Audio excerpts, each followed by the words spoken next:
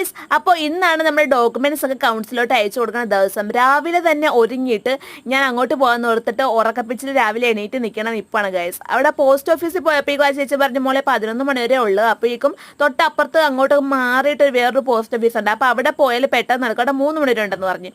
അപ്പം ഞാൻ ഓർത്ത് ഇവിടെ നിന്ന് നേരെ അങ്ങോട്ട് നടക്കാം. നല്ല മഴക്കാറുണ്ടായിരുന്നു ഗൈസ്. ഞാൻ പതിയെ പതിയെ നടന്ന് അങ്ങോട്ട് പോവുകയാണ്. ഇടയ്ക്ക് വെച്ച് മഴ പെയ്തു ഗൈസ്. എനിക്ക് പണി കിട്ടി. അപ്പോഴേക്കും ഞാനൊരു കടയുടെ മാറി നിന്ന്, എനിക്ക് കുടയില്ലായിരുന്നു. അപ്പോഴേക്കും തൊട്ടപ്പുറത്ത് അമ്മുമ്മയും അപ്പൂപ്പനൊക്കെ ഉണ്ടായിരുന്നു. അവരോടൊക്കെ വർത്താനൊക്കെ പറഞ്ഞിരുന്നു. ദേ ഒരു അമ്മുമ്മ അങ്ങനെ നടന്നു പോകണ്ട, അത് എൻ്റെ കൂടെ ഉണ്ടായിരുന്ന അമ്മുമ്മയാണ്.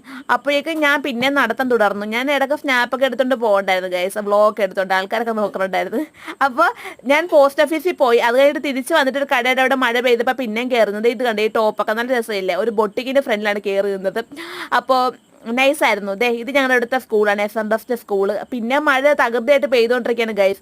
അതിൻ്റെ ഇടയ്ക്ക് എൻ്റെ മുടിയൊക്കെ ഞാൻ അയച്ചിട്ട് കൊണ്ട് തന്നെ മഴയൊക്കെ പെയ്ത് മുടിയൊക്കെ അലങ്കോലായി. പിന്നെ ഞാൻ മുടിയൊക്കെ ഒന്ന് റെഡിയാക്കിയിട്ട് ഞാനിങ്ങനെ നിൽക്കുവാണ്.